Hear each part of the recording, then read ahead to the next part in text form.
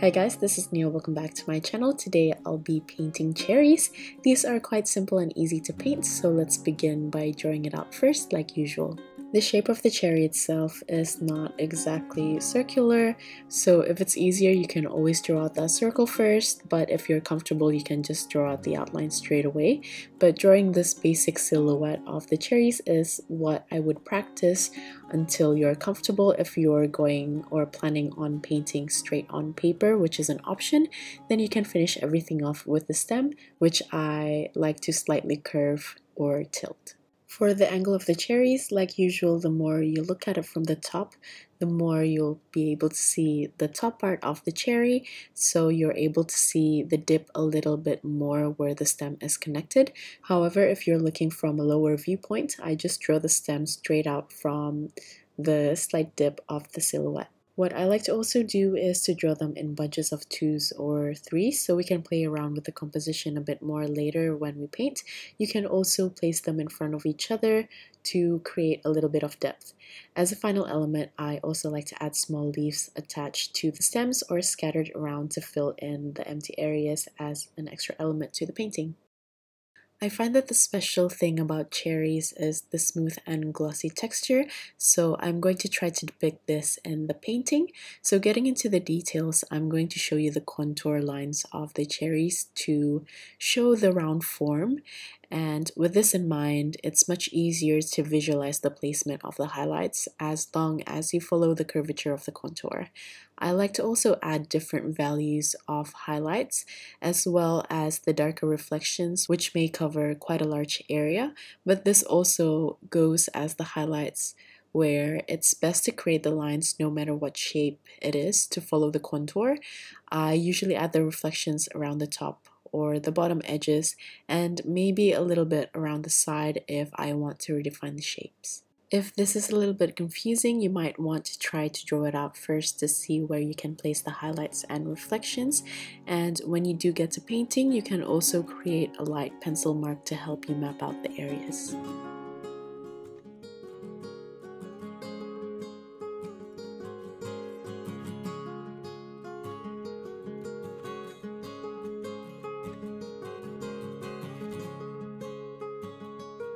For the colors, though some of these are optional, I'm going to use rose madder, naphthol red, mineral violet, and ivory black for the cherries. I just like to vary these color mixtures, but you can also paint the cherries using only the naphthol red and the rose madder if it's a bit easier for you. Then for the stem, I'm going to mix ivory black and burnt umber together to create a dark brown. And then finished off with the leaves, I'm going to use the color sap green as well as hooker's green mixed with any of the other colors to mute the green slightly. For the cherries, like I mentioned, you can paint straight on paper, but because I have a small space to work with, I want everything to be nicely spaced out. So I decided to draw out the outline of the cherries and leaves to make it easier myself for the composition. The paper that I'm working on is only 10 by 10 centimeters, but you can work with any size that you'd like to.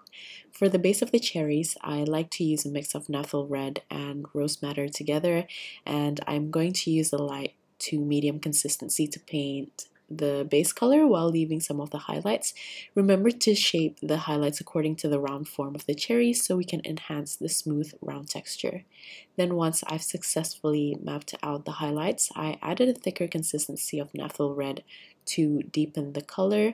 I personally like richer colored cherries, so I'm going to add mineral violet to the rose madder to create a deep red color, and I apply it to the bottom of the cherry while the paint is still wet so everything blends in nicely.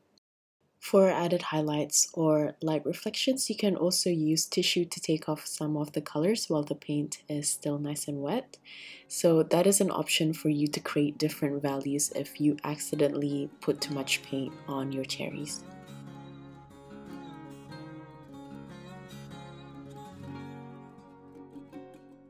For the next cherry, I'm going to do the same thing for the base color, but this time I'm going to add a little bit of ivory black to the mineral violet and rose madder to create an even deeper red color, and this is the option that you can take if you prefer darker and more ripe cherries. While the paint is still wet, I also added the naphthol red again to enrich the red color. Then at the bottom, I added the darker maroon with the ivory black added. When the cherry is tilting slightly down so you can see the top, I like to add some of the darker red on the dip, but I wait for the base color to dry so I have a nice separation from the front face and the dip of the cherry, and this will also enhance the three-dimensional form of the cherry. Also, another technique that I like to add is to soften highlights. Not all highlights are sharp, so sometimes I like to blur out one part of the line, and this I find gives more of a realistic feel, because if all of the highlights are too white, sometimes it can flatten the form. I like to create variations in my paintings, so I like to switch around the colors. I don't necessarily use all of them at the same time. Sometimes I like to use only 2 colors or 3 colors or all of them combined, and this helps to give variety and interest to your painting. I also like varying from the highlights, so as you can see, the highlights are placed differently, but they all create the same round form. This is because I'm always keeping the contour lines in mind, so the lines that I create can enhance the form.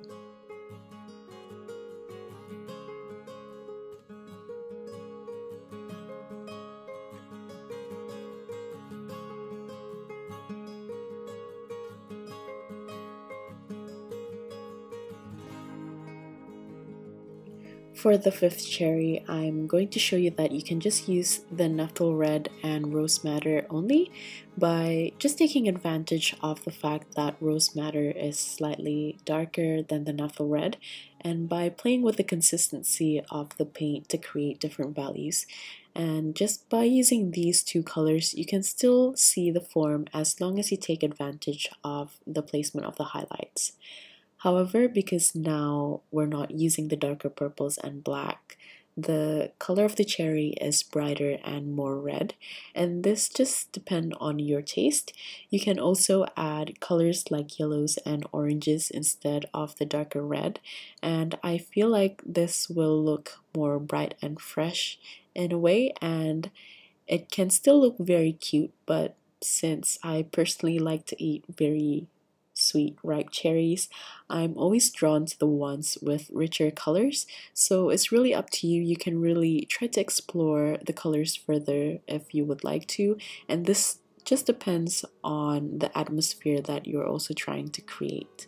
So I'm just going to continue to paint the rest of the cherries, then I'm going to move on to the stems and the leaves while I wait for all of the reds of the cherries to dry. Then we can move on to painting the second layer to sharpen the details.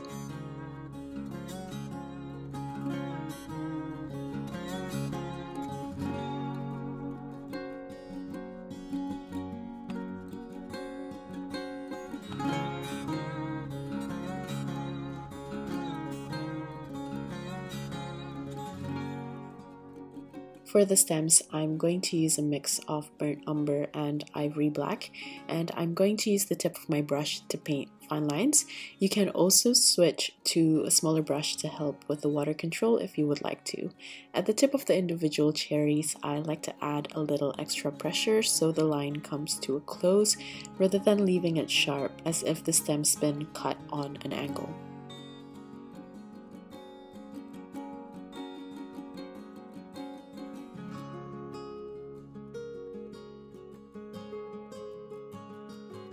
Then for the leaves, I used a bit of burnt umber to mix it with the sap green so the color is slightly muted, but you can also mute with reds or purples or just the ivory black, and you'll just create slightly different tones. But here I'm just going to keep it nice and simple and paint the base color of the leaves first. I also like to gather the paint near the stem of the leaves if you have excess paint or water instead of the tip, because I find that this gives a nicer gradation when the color near the stem is darker, so I can continue on with the browns if I would like to.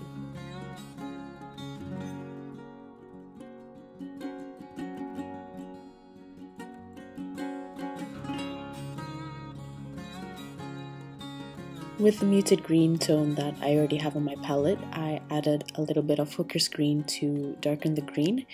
Because the previous color was already quite muted, I just added the Hooker's green, but if you didn't have any of the previous green left, you can just mute it again with the reds, purples, or black. With this darker green tone, I'm going to paint in half of the leaf, so instead of creating lines in the middle for the midrib and also veins, because I'm painting such a small scale, I don't want to ruin it if my lines are too thick, so I'm just going to paint one side to create a slight form. Once I'm done with painting half of the leaves, I use the dark red tone from the previous mixture to paint some areas of the cherries to create darker shadows or darker reflections.